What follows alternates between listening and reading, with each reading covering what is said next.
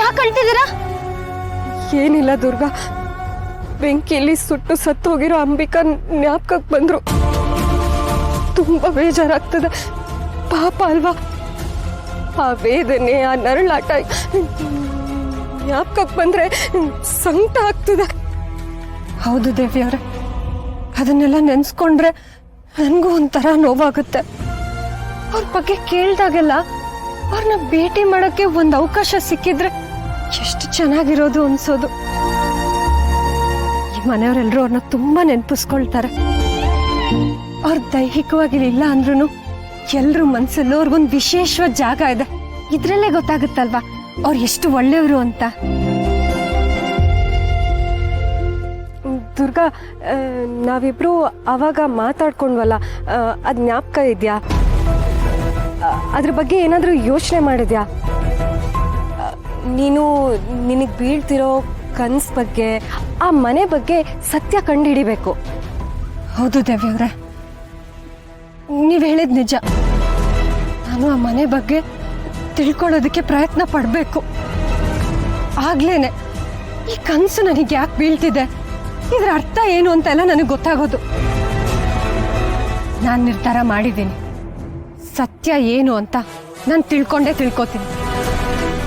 ಬರೀ ನನಗೋಸ್ಕರ ಅಲ್ಲ, ಬಾಸು ಪುಟ್ಟ ಮೇಡಮ್ಗೋಸ್ಕರ ಆದರೂ ಏನು ವಿಷಯ ಅಂತ ನಾನು ಹುಡುಕ್ಲೇಬೇಕು. ಅಪ್ಪ, ಅಂತೂ ದುರ್ಗಾ ಆ ಕನಸಿನ ಬಗ್ಗೆ ತಿಳ್ಕೊಳ್ಳೋದಕ್ಕೆ ಆಸಕ್ತಿ ತೋರಿಸ್ತಿದ್ದಾಳೆ. ಅವಳಿ ಆಸಕ್ತಿನೇ ಅವಳನ್ನ ಸತ್ಯದ ಹತ್ರ ಕರ್ಕೊಂಡು ಹೋಗೋ ಹಾಗೆ ಮಾಡು ತಾಯಿ.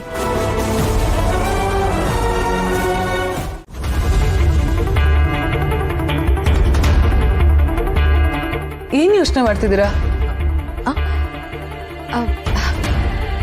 ಏನಿಲ್ಲ ಮಾಯಾ, ನಾನು ಆ ದುರ್ಗನ ಬಗ್ಗೆ ಯೋಚನೆ ಮಾಡ್ತಾ ಇದ್ದೆ. ಅವಳು ಆ ಸುಟ್ಟೋಗಿರೋ ಮನೆ ನೋಡಿ ಪ್ರಜ್ಞೆ ತಪ್ಪಿ ಬಿದ್ಲು ಅಂತ ಅನ್ಸತ್ತೆ. ಅದನ್ನ ಇವತ್ತು ಶರತ್ತು ಮತ್ತೆ ಅವಳು ಮಾತಾಡ್ತಾ ಇರೋದನ್ನ ನಾನೇ ಕೇಳಿಸ್ಕೊಂಡೆ. ಅವತ್ತು ಏನಾಯ್ತು ಅಂತ ಶರತ್ತು ತಿಳ್ಕೊಳ್ಳೋದಕ್ಕೆ ತುಂಬಾ ಕ್ಯೂರಿಯಸ್ ಆಗಿದ್ದಾನೆ.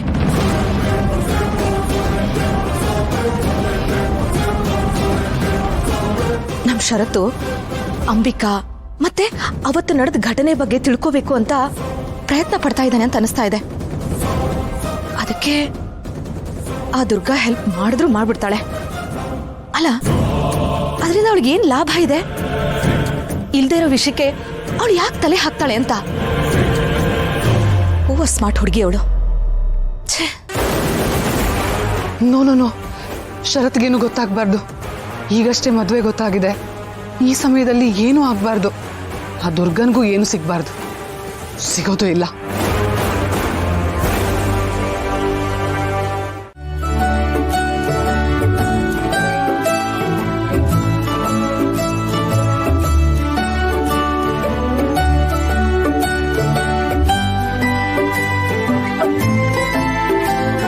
ಪುಟ್ ಮೇಡಮ್, ಇಲ್ಲಿ ನೋಡು, ನಿಂಗೋಸ್ಕರ ನಾನು ಗಿಫ್ಟ್ ತಂದಿದ್ದೀನಿ.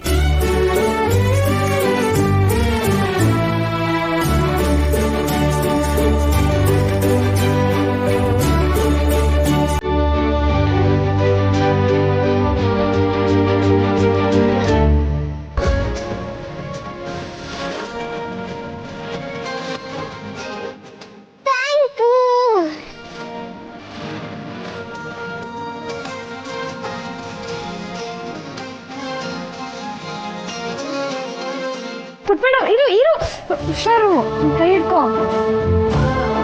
ನಾನು ಕೊಟ್ಟರೆ ಹಿತ ತಗೊಳ್ಳಲ್ಲ. ಅಟ್ಲೀಸ್ಟ್ ದುರ್ಗಾ ಕೊಟ್ಟಿದ್ದಕ್ಕಾದರೂ ತಗೊಂಡ್ಲಲ್ಲ. ಅವಳ ಮುಖದಲ್ಲಿರೋ ಸ್ಮೈಲ್ ನೋಡೋದಕ್ಕೆ ನಾನು ವೆಯ್ಟ್ ಮಾಡ್ತಾ ಇದ್ದೆ. ಅವಳು ನಗ್ತಾಳೆ ಅಂತಂದರೆ ನಾನು ಏನು ಮಾಡೋದಕ್ಕೂ ರೆಡಿ.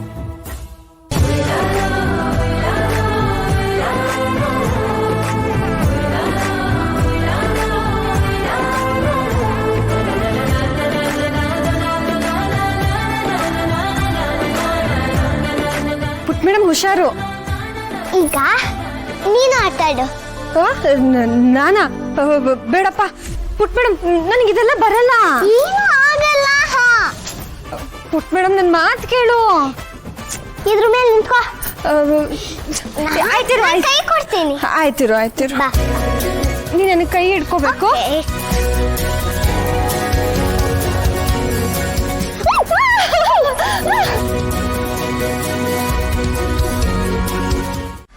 ಮೇಡಮ್, ಈಗಿನ ಟ್ರೆಂಡಿ ಪ್ರೀ ವೆಡ್ಡಿಂಗ್ ಫೋಟೋಶೂಟ್ ಥೀಮ್ಗಳಲ್ಲಿ ಒಂದನ್ನು ಸೆಲೆಕ್ಟ್ ಮಾಡಿದ್ದೀನಿ.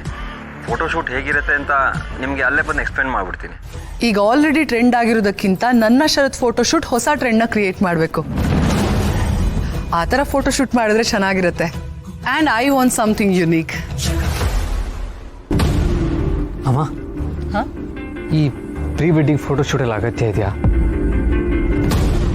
ಈ ಫೋಟೋಶೂಟ್ ಎಲ್ಲ ಬೇಡ ಅನ್ನಿಸ್ತಾ ಇದೆ ಅಮ್ಮ. ಯಾಕೋ ನನಗಿದೆಲ್ಲ ಸರಿ ಕಾಣಿಸ್ತಾ ಇಲ್ಲ. ನನಗೆ ಅರ್ಥ ಆಗುತ್ತಪ್ಪ.